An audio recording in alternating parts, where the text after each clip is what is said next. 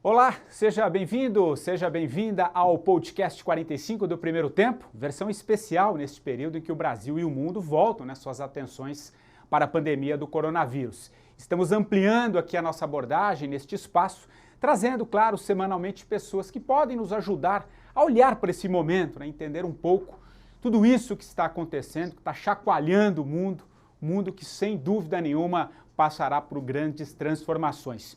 Para tentar entender um pouco, fazer uma reflexão, Por que não também trazer um pouco de luz nesse momento de tantas incertezas? Eu vou conversar agora com uma pessoa que eu já admiro há um bom tempo, li muitos dos seus livros, em especial A Alma e Moral, que foi adaptada ao cinema e também ao teatro. Eu estou falando do rabino Newton Bonder.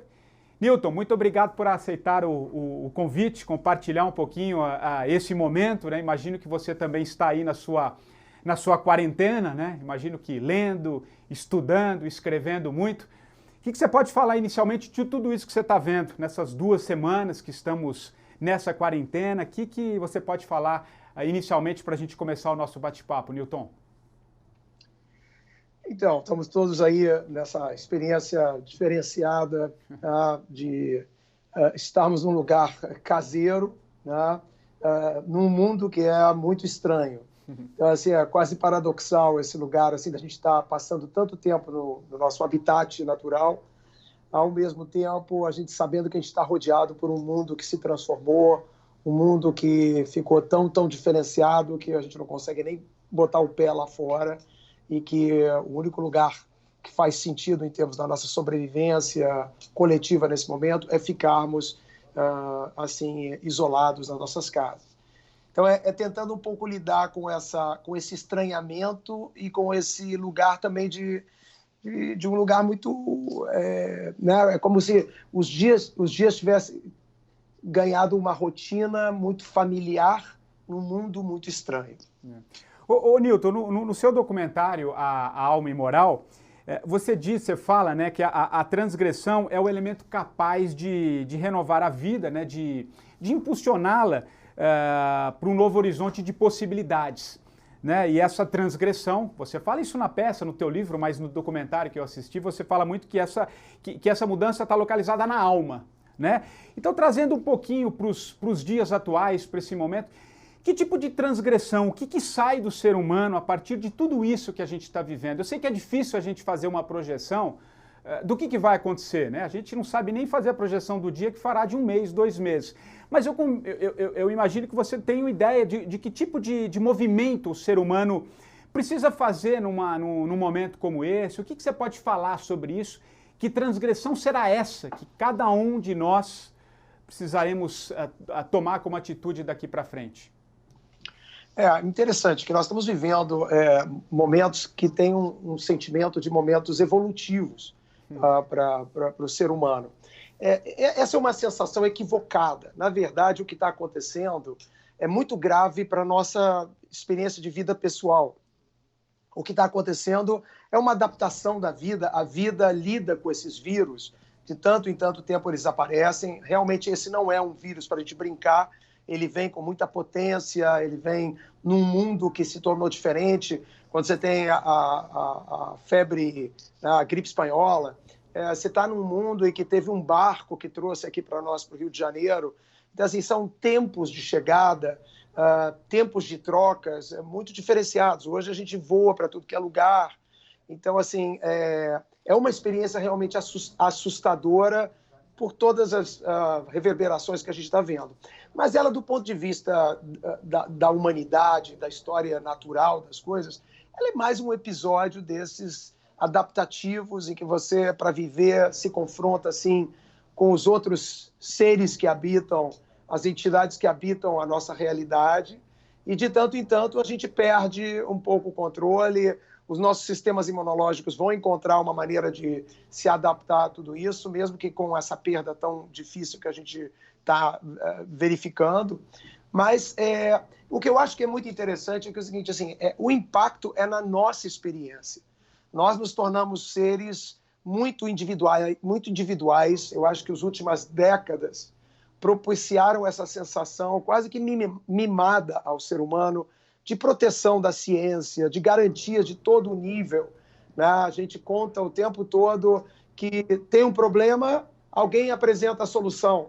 A ciência vai apresentar a solução e tudo mais. Então, nós estamos aí muito vendidos nesse tempo. A ciência vai apresentar soluções e a gente vai sair de tudo isso. Mas, nesse momento, nós ficamos muito sem chão. E eu acho que é nesse lugar que a gente vai ter essa dimensão transgressiva, né, que você estava mencionando. Ela não é evolutiva da espécie humana. A espécie humana já viveu isso centenas, milhares de vezes, né? E tem um histórico aí que vai ter a ver com esse vírus aí na nossa história biológica e evolutiva. Mas na nossa história como cultura, como civilização, o impacto é enorme, né? Porque a gente está vendo o quanto há de falso nessa nossa estruturação de uma vida particular, individual, né? Nós continuamos um grupo que se depende de uma maneira absurda, né? E eu acho que tem aqui um repensar que a gente está chamando de econômico, mas ele não é econômico, ele é civilizatório, né? Eu acho que ele mexe com fundamentos. Não sou daquelas pessoas que acham que depois que passar tudo isso nós vamos para uma era messiânica, né, em que tudo o ser humano volta a ser né, harmonicamente a olhar para a vida. Não, a gente vai viver como normalmente assim, a gente passa por um período difícil, a gente tem um período que a gente fica mais sensível e depois, business as usual, a rotina, ela retorna e o ser humano volta aos seus próprios vícios e tudo mais. Mas aqui tem uma reflexão coletiva que vai impactar muito essa caminhada e talvez tenha nos inoculado de algo muito importante, porque nós somos uma civilização caminhando para uma catástrofe muito mais complicada, porque a gente consegue com antivirais e vacina e a própria imunologia do ser humano dá conta desse desafio. Nós temos um desafio de aquecimento global que nós não temos ciência para isso, nós não temos adaptabilidade física do ser humano, então isso pode nos oferecer uma capacidade transgressora em relação a costumes da civilização é o que eu brinco que agora a gente tem o ACDC, antes de corona e depois de corona, em vez de antes de Cristo, depois de Cristo. Então, DC, depois de corona, eu acho que nós seremos capazes de sermos, por um tempo, temos uma janela para sermos mais transgressores com aquele modo de agir de AC, de antes de corona, que vai ser muito útil se a gente souber canalizar para mudar caminhos, para a gente não se ver diante de uma catástrofe muito maior e muito mais rigorosa, que é essa questão da sustentabilidade do planeta. E esse descer depois do corona e esse aprendizado, acho que está muito ligado, né, Newton? E acho que é isso que você de alguma forma está dizendo também, que o episódio que aconteceu na China chegou para todo mundo. Quer dizer, na verdade, o que acontece, reverbera num canto, se espalha por todos os lugares. Acho que isso está mais do que claro, né? Você está trazendo também uma questão ambiental, que é uma preocupação que às vezes estamos sempre deixando em segundo plano, né?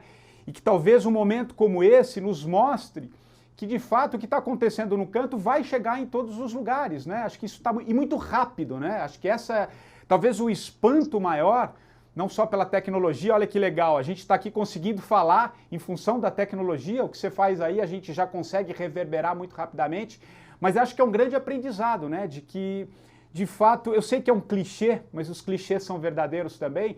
Na verdade, somos todos um, né? Eu acho que talvez um pouco essa... É mais ou menos nessa linha que você está querendo dizer, Newton?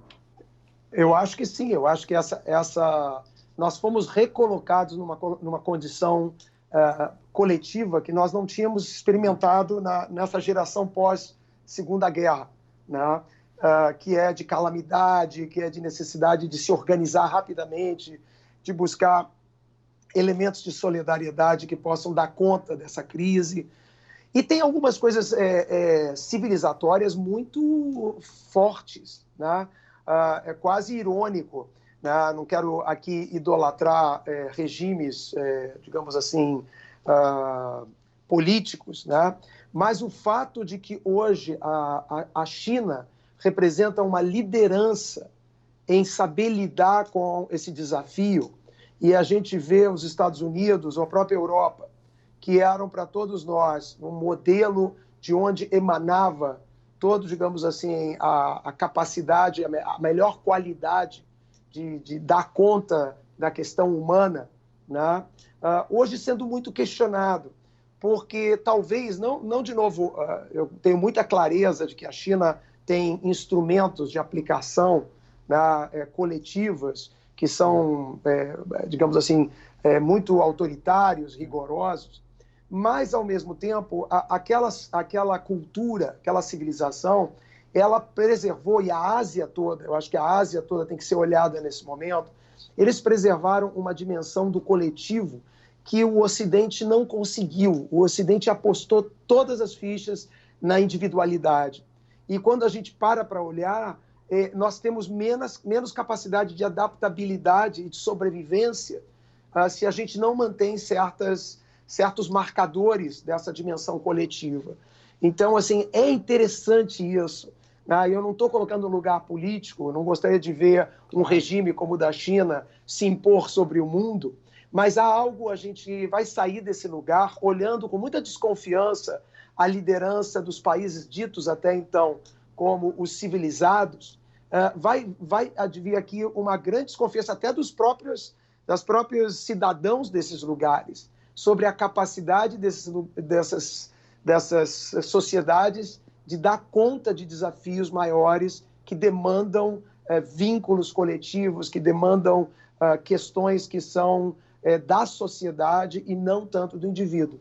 Então, assim, se dá conta que esses lugares se transformaram na Meca, no centro da nossa civilização, porque eles apostam no indivíduo, e nós queremos cada vez mais indivíduo. A gente chama muitas vezes de capitalismo, mas não é só capitalismo. É uma aposta no particular, na capacidade de eu ter, da minha individualidade, né, padrões que são... A gente vai ter que temperar esses padrões com outros valores. E a partir disso, de fato, pode ser um grande aprendizado, sem dúvida nenhuma. Ô Nilton, e trazendo um pouco para o nosso quintal, trazendo um pouco aqui para o Brasil, né? Queria te ouvir um pouquinho também com relação a isso. De que maneira você acha que a gente está reagindo? O que você espera um pouco da sociedade como um todo? Claro que são duas coisas, né, que a gente não pode esquecer. Primeiro, a gente agora precisa resolver essa questão do controle do vírus, né? Tentar diminuir essa curva. Por isso que estamos todos isolados de alguma maneira para tentar diminuir esse crescimento, né? Então essa é a prioridade número 1. Claro que depois vem uma crise econômica, não tem como, não é uma crise só do Brasil, é uma crise mundial. Enfim, cada ser humano, imagino, lida de uma maneira com as suas crises, né? O que é importante, isso que eu queria te ouvir, o que é importante a gente estar atento num momento como esse? Porque... a gente já vê relatos, a gente está 2 semanas cada um aí nas suas casas, isolados de alguma maneira, mas já há uma certa preocupação, eu conversando com alguns psicólogos, com pessoas que tratam também da psique humana, uma certa preocupação com o aumento de depressão. A gente já vinha dentro desse ritmo que você há pouco disse, que a gente precisa olhar, né? Nas empresas já tinha a síndrome de burnout crescendo cada vez mais, uma cobrança cada vez mais. O que você acha, que mensagem que você passaria a partir desse olhar, dessa preocupação que a gente vai precisar ter, porque não é só a morte pelo né, pelo coronavírus, virão as consequências disso também na psique humana, né? E você sabe muito bem disso. O que é importante a gente olhar, que mensagem que você passa nesse sentido, Nilton? Então, eu acho que o Brasil tem 2 momentos de desafio. Um primeiro desafio que é de uma ação de guerra para tentar realmente se proteger fisicamente desse desafio. E aqui a gente está em desvantagem. Eu acho que tem um ponto favorável e um ponto contra nós. A nossa dificuldade em sermos disciplinados, né? Não é uma coisa... A nossa cultura é uma cultura bonita até, de uma certa indisciplina no sentido do jogo de cintura e tudo mais, mas isso vai ser para nós um problema, né? E a gente vai depender muito de educação, de disciplina, coisas que, infelizmente, né, os governantes e a própria sociedade tem, né, tem aqui uma falha histórica a ser corrigida. Então, nós saímos em desvantagem em relação a isso. Temos uma vantagem muito grande, porque o povo é extremamente... Isso eu tenho muita clareza. O brasileiro, ele é muito solidário. O brasileiro, se ele tiver que se expor e arriscar a sua vida... Eu vejo isso quando tem um acidente. Se você vê isso, às vezes, num país fora, né, e fora, as pessoas vêm, chamam né, as emergências. No Brasil, não. Você vê gente correndo, que se joga lá para tentar tirar a pessoa do carro. Né? Você tem no Brasil esse lugar assim, muito bonito assim, de solidariedade. Tá? Então, assim, isso é uma coisa importante para nós e talvez a gente vai ter que contar com isso quando as coisas ficarem muito apertadas mesmo, seja de tudo que a gente puder imaginar, de suporte ao mundo da medicina e tudo mais, mas da saúde. Isso é um momento. O segundo momento é esse momento em que a gente vai ter que acertar contas com a nossa economia, que já é uma coisa... desigual, tem dívidas históricas de desigualdade. Como que a gente vai lidar com isso num mundo que tende a sair de todo esse processo mais desigual ainda? Então, assim, aqui é um desafio muito grande para a sociedade brasileira. Mas, assim, eu acho que é muito importante as pessoas, em relação à questão da depressão, da gente estar vivendo em casa. Eu acho que não é só viver em casa e isolado. Eu acho que essa sensação de que a morte ronda, né? De que o anjo da morte está solto. Né? Para os judeus que estão vivendo a Páscoa agora, que é exatamente esse momento da saída do Egito, quando teve a 10ª praga dos primogênitos, que o anjo da morte saiu matando os primogênitos, essa sensação de que as pessoas estão em casa, enfurnadas, e tentando se proteger para que o anjo não entre na casa delas. É uma coisa assim, muito primeva, assim, né? Mitológica quase. Assim. Mas eu acho muito importante as pessoas não perderem esse equilíbrio. A gente está na vida, a vida sempre teve isso. Né? A única coisa que esse momento de pandemia traz para nós é um momento concentrado de ver a vulnerabilidade humana. A vulnerabilidade humana, ela sempre existiu. Se a gente tivesse as televisões mostrando diariamente, né, ao curso de um ano, a dificuldade que são para as pessoas que entram em processos de doença, em processos de acidente de automóvel, de todas as vulnerabilidades que a gente tem, se isso fosse apresentado maciçamente como a gente está tendo agora, as pessoas iam ter um senso, talvez, de mais normalidade no que está acontecendo. É que nós estamos entrando nos hospitais, a gente está vendo uma coisa de mortalidade, morrem muitas pessoas por ano, morrem muitas pessoas por mês, é parte da vida. Então, assim, não estou querendo minimizar esse momento gravíssimo que demanda, obviamente, a atenção de todos nós e sempre com uma gratidão enorme para aquelas pessoas que estão ali tratando da saúde, nesse lugar de crise, da presença, né, desproporcional de doentes demandando ajuda. Mas, assim, essa sensação das pessoas, eu acho que tem que estar num lugar de mais normalidade. Né?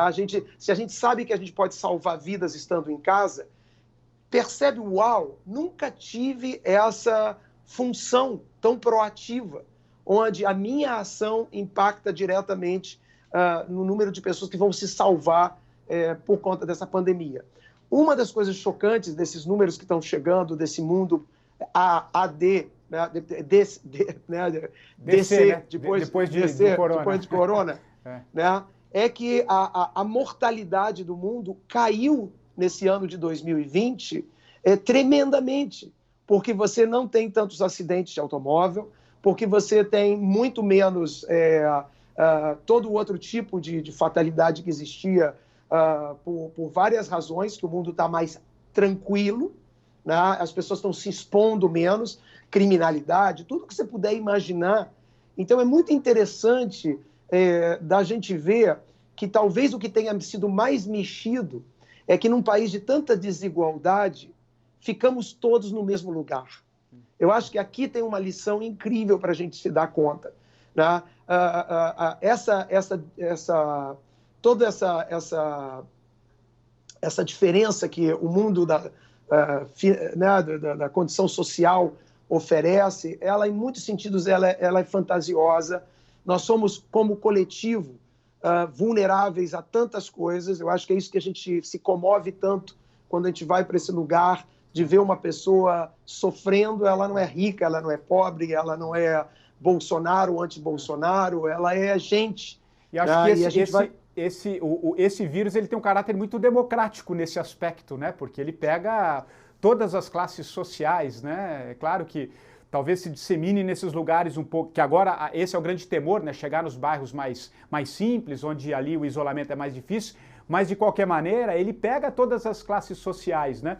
E eu só queria emendar dentro da sua fala, que eu acho que é interessante, dentro desse caráter educativo que você trouxe numa das respostas, de alguma maneira, que é interessante, né? Ao mesmo tempo que está diminuindo, né, esses índices, a morte, em função de estarmos todos recolhidos, a gente pela primeira vez está lidando diretamente, está vendo muito claramente a morte. Talvez seja esse temor tão grande, né? Porque na vida a gente leva o tempo inteiro no automático, né? Você chega em casa, você trabalha, você acorda no outro dia, você não para muito para ver as coisas, né? A gente vive muito no automático. Num momento como esse, a gente está sendo obrigado a parar e observar todas essas mortes que nos chocam, né? Que nos tiram daquela zona de conforto, de alguma maneira, que a gente idealiza um pouco para a vida, né? É interessante esse caráter também, né, Newton? Acho que eu queria te ouvir um pouquinho disso. Muito. Como rabino, eu lido muito diretamente com a morte, como outros profissionais e tudo mais. Com a doença se apresentando e entrando na vida das pessoas, essa coisa da morbidade e tudo mais. Então, assim, é nesse sentido que eu acho que mostra também o quanto a nossa civilização, nossa cultura nos afastou. Assim como a gente vai no supermercado comprar comida e a gente não sabe da onde vem a comida, né? A gente tem um mundo muito esterilizado, onde a gente parece que a morte não existe. A morte existe, né? Ela está presente, a vulnerabilidade de todos nós ela é muito presente. Então, assim, eu vejo muito isso, né? Quando as pessoas, no início dessa doença, né? dessa pandemia, quando ficou caracterizado que eram só mais os mais velhos, né? Você vê que não é só diferença social. Imediatamente, às vezes, os mais jovens tiveram uma ação, então eu não tenho que me preocupar com isso. A gente teve que fazer toda uma educação que ainda está acontecendo, dizendo, não, mas pode ser o seu avô, pode ser o seu pai que você vai colocar em risco. E agora a gente está vendo que ela é mais democrática do que a gente imaginava. Ela está pegando pessoas que não é só quem está com alguma doença já, de comorbidade e tudo mais. Ela coloca todo mundo no lugar de vulnerabilidade. E as pessoas odeiam isso. Quando eu vou fazer um enterro, as pessoas, se é uma pessoa mais jovem, elas me perguntam assim, ele fumava, né? Ele era gordo, ele era... Né? As pessoas querem querem uma certeza de que está longe delas. Né? E se você disser, não, ele era atleta, ele comia com cuidado, ele só comia coisas muito... Né, se preocupava, se cuidava muito, as pessoas ficam muito mal. Né? Então, assim, eu acho que é isso que as pessoas estão. Assim, elas estão vendo, isso pode acontecer com qualquer um, com qualquer pessoa, é rico, é pobre, é jovem, é velho.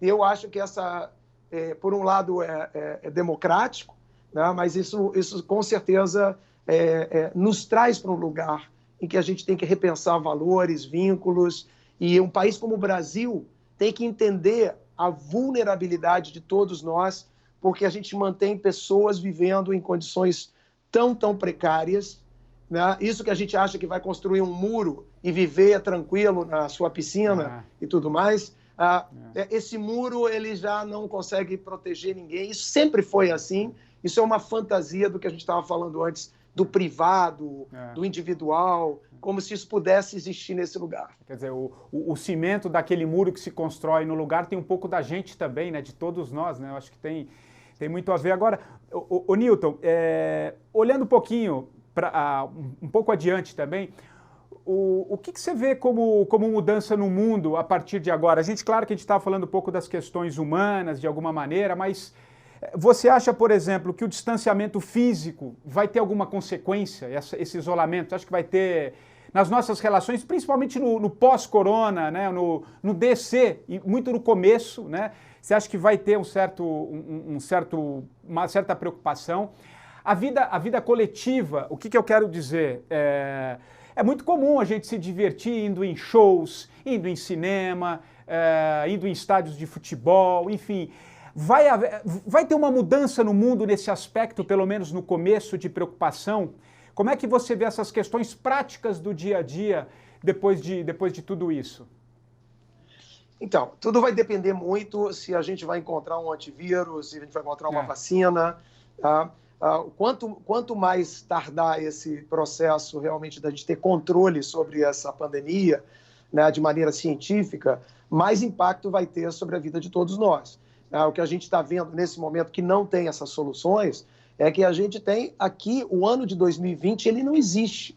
Tá? O ano de 2020 ele está totalmente contaminado por um processo de cuidado de uma segunda onda. Quando a gente passar esse primeiro momento aqui, a gente nem gosta de falar disso, porque é melhor cada coisa, é como quando a gente... Tempo, né? Quando a gente está, Deus me livre, com uma doença, a gente não fica pensando como vai ser a fase 2, você tem que estar na fase 1. Então, mas existe um olhar de programação para fase 2, fase 3. Então, se a gente não tiver uma interrupção por via de uma boa notícia que modifique o cenário de forma dramática, assim, o que a gente tem é um comprometimento enorme. Eu tive que cancelar bar mitzvahs e casamentos, e as pessoas estão remarcando esses eventos, coitadas, assim, imagina, se preparam, um gasto financeiro, emocional, espiritual, sei lá, muito grande, mas eu vejo que elas marcam, algumas estão remarcando para junho, julho, né? Como se pudéssemos imaginar que em junho e julho a gente vai estar numa, o caso aqui, uma sinagoga cheia de gente fazendo um serviço religioso. Eu acho que isso nesse momento, assim, um otimismo muito grande, porque a gente vai ter que manter cuidados, a gente vai ter que estar num processo. Então, assim, a gente tem que se preparar emocionalmente para ficar tranquilo, para viver. Esse ano é um ano sabático. Imagine que esse é um ano sabático para todos nós. Em algum momento a gente vai poder sair um pouco mais para a rua. Vai ser um sair para a rua que não é a mesma coisa que 2019. A rua vai continuar tendo, para a grande maioria das pessoas, um risco maior. Então, isso vai gerar um impacto muito grande na cultura, na religião, em tudo que depende desse estar junto coletivo. A gente tem que estar preparado para isso. Mas eu acho que na nossa cabeça, a mentalidade que a gente tem que ir é dizer, a gente tirou um ano sabático. Em vez de ficar na falta de tudo isso, vamos tentar produzir coisas que sejam de qualidade. E eu acho que o mundo vai mudar muito. Acho que a gente vai ter aqui, sim, o que eu acho que vai acelerar, já era um processo, né? Eu acho que o que mais vai acontecer são processos que já existiam, em que a gente está pisando no acelerador. Mais autonomia, pessoas precisando menos de serviço. Vai ser impressionante para as pessoas a sensação de que elas podem cuidar da sua casa, de que elas não precisam terceirizar muitos desses serviços. Outras coisas que não dá para viver com menos, às vezes, né? Acho que isso vai mexer na economia por esse aspecto também, né? Acho que está muito claro. O consumo, eu acho que o consumo vai cair. As viagens que a gente tinha como um sonho de consumo, de escape, e viagem é sempre uma coisa. Fui para um lugar. O brasileiro sempre pensa assim: eu vou para o paraíso, vou para a Disneylândia, vou para Paris, para Londres. Esses lugares, eles ganharam nesse momento uma pecha, né, de um lugar de uma certa insegurança. Segurança é estar perto das pessoas que vocês te ajudam, do lugar onde você tem cidadania, onde você vai ser tratado bem. Quem ficou lá fora e está lá, não conseguiu voltar para o seu país, fica na mão de nada, fica na mão de Deus. Todos nós estamos na mão de Deus, mas fica sem essa cobertura de uma cidadania que é tão importante, da gente valorizar essa cidadania, da gente valorizar ter os hospitais que possam atender a todos nós, né? Os ricos que sempre tiveram os hospitais, sempre tiveram o respirador garantido, entrar nessa realidade onde não tem mais nada garantido. A Espanha está vivendo isso, né? A Espanha, a Itália agora não tem... O seu convênio médico é o mesmo de qualquer cidadão ali, né? Acho que isso está muito claro. Exatamente. Isso é pelo mundo afora. Imagina o impacto que isso tem, como vai fazer com que aqueles que são mais ricos ponham a mão no bolso e dizer, Deus me livre, não quero nunca mais que meu filho viva isso. Né? O que eu tenho que fazer? Muito hospital, muita estrutura para que eu não tenha que viver isso. As pessoas vão ter que investir nisso. Então, assim, eu acho que o mundo sai muito diferente mesmo. A gente vai acelerar processos de desemprego, porque as pessoas vão querer ficar mais autônomas, viver com menos. Então, vai ser necessário uma presença, como está acontecendo emergencialmente, dos estados pagarem, bancarem por um tempo até que a sociedade se readapte, né, ao fato de que cada vez menos a gente vai ter procura por serviços terceirizados e os países vão ter que fazer um plano Marshall, uma coisa muito grande para manter as pessoas até que essa cultura recondicione as pessoas num lugar de maior harmonia para que a gente possa sobreviver, encontrar sustento num mundo que é cada vez mais automatizado e mais autônomo no sentido das pessoas terem acesso a fazer muita coisa, mas com mais vínculo nesse lugar coletivo. É quase um lugar paradoxal. Né? O ser humano se transformando cada um em mais trabalhador, né? Cada um sendo um indivíduo trabalhador, empreendedor, e, ao mesmo tempo, a gente reforçando uma base, uma plataforma coletiva que dê sustentabilidade e qualidade a todos, porque todos é algo que você está inserido. Não existe condição, né, de estar desinserido na ideia de todos. E a pandemia, ela é pequena, ainda dá uns espacinhos para alguém ir na casa de campo, muito longe, ficar longe de todo o barulho. Quando for uma crise planetária de aquecimento global, não tem para ninguém. Não adianta pegar o helicóptero, não adianta ir para um lugar bem longe, você estará tão vulnerável quanto qualquer um. Então, uma vacina esse vírus. Ele é uma vacina contra algo muito maior que vem vindo por aí se a gente não mudar a nossa atitude. Newton Bonder, muito obrigado pela participação, por esse papo, por essa conversa, por também uma luz aí nesse momento que o mundo está vivendo. Muito legal falar com você e obrigado pela participação, Newton. Obrigado, Patrick, pela oportunidade também.